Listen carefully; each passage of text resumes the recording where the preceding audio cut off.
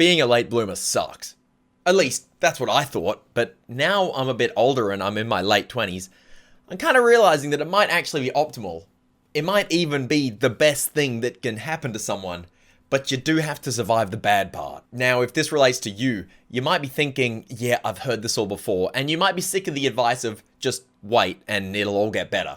That's why I'm sharing my personal experience in 3 different aspects of growing up, and I'm gonna give you guys the advice that I wish I could have given myself if I could travel back in time. Because this is my personal experience, it might not relate exactly to your situation, but I think you might be surprised on how much common ground every late bloomer shares. So here are the 3 things that sucked about being a late bloomer, but were actually a good thing for me in the long term. Now, the first thing is personal development.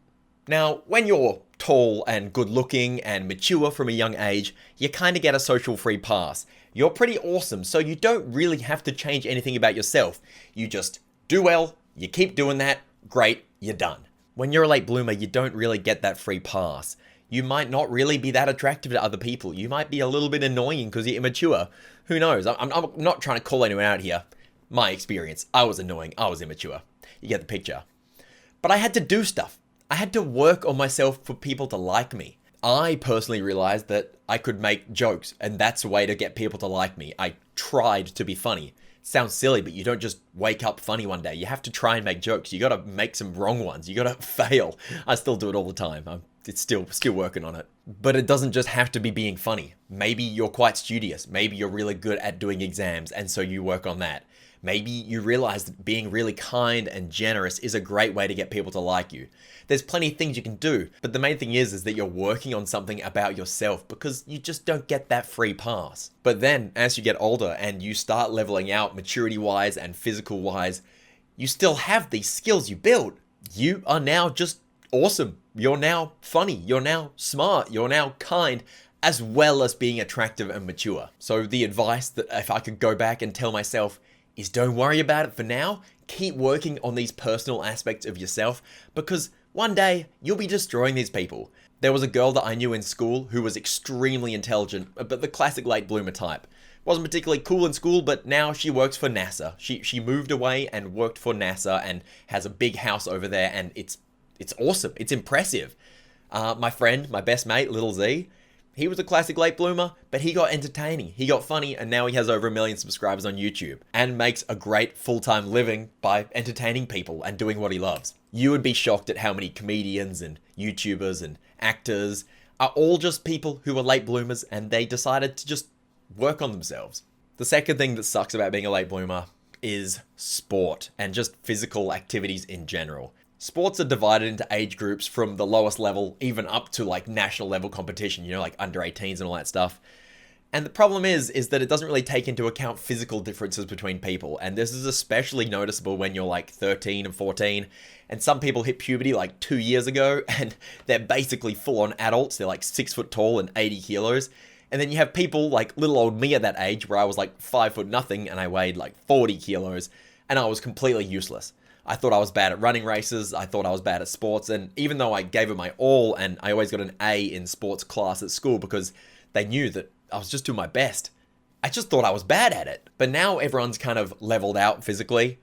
The advantage isn't that I'm better than anyone, it's that I can keep doing it for longer. My body is so springy and young, it's kind of hard to describe. So many people at my age, which I'm almost 28, they have chronic back issues. They have a knee that never got better. They have an ankle that's just a bit shit. Whereas I, even though I've had plenty of sporting injuries myself, I always bounce back because it feels like my body is still young and springy. Sounds strange, but you just got to believe me on this one. So while people who physically peaked a lot earlier than me might have been good back then, I can just keep going. And doing sport at an older age, like, late 20s, in early 30s, even you can do it into your 40s if you take care of your body. It's a great way to keep fit. It's a great way to keep your body in shape. It's a great way to meet people. It's just an overall amazing thing to do. So the specific advice that I would give myself, and therefore I want to give you guys, is just don't quit. Keep at it. It doesn't matter if you suck. That's not the point of it. Because the only way you lose at sport if you're a late bloomer in the long run is if you give up. Because you have so many potential years to keep playing and keep getting better and keep enjoying it than anybody else. And the last thing that sucked about being a late bloomer, which felt like it sucked way more than any other ones, is relationships. Unfortunately, being physically and emotionally mature is seen as an attractive trait in guys. For the most part, it's just kind of how it is. So unfortunately, if you're a late bloomer, it's going to be very difficult for you to be successful with girls at a young age. I personally didn't have a lot of relationships when I was in my early teen years, and I can't really blame anyone. I was basically a little kid. I was physically immature and I was emotionally immature. I wouldn't have dated me. Like, you can't blame anyone. I then got into a pretty long-term relationship, and then I came out of it when I was about 24, 25, and I had no real experience dating at this point. And then I came out of it and I realized that I had a lot more going for me than I realized. Things had leveled out in terms of maturity, but I had a lot of other traits that were actually pretty desirable. I'd finished my degree, so I had a good amount of time. I'd been working for a few years, so I had a good amount of money. And the different thing here between what a late bloomer versus a, I guess, early bloomer would have is that I still had my youth and my optimism and my energy. And that just meant that my dating pool was kind of huge, because girls younger than me appreciated the mature aspects of my life, like my money and my time and my emotional maturity. But then girls older than me appreciated my optimism and my youth and all that.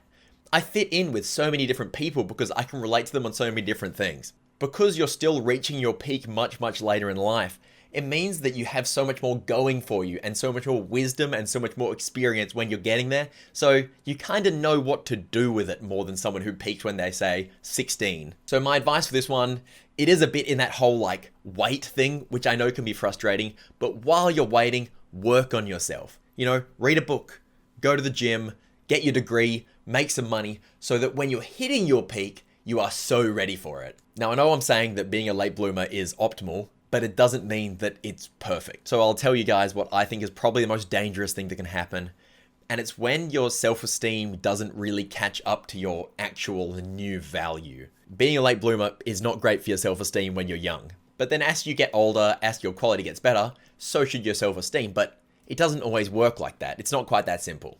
If you don't know your own value, people around you are going to take advantage of you. Friends might not treat you like an equal. Partners might take advantage of your good side while they're being kind of shitty. But if you're just used to people not respecting you and not liking you, what are you going to do about these things? You're probably just going to cop it, and you're not going to really know your worth, and you're not going to say, this is not okay, because you think you're never going to do any better, which is quite upsetting. So if you are a late bloomer and you're getting a bit older and you feel like you are hitting your peak, take a moment to think about that. Take a moment to appreciate yourself for what you've achieved in that time, and take a moment to appreciate what you are becoming.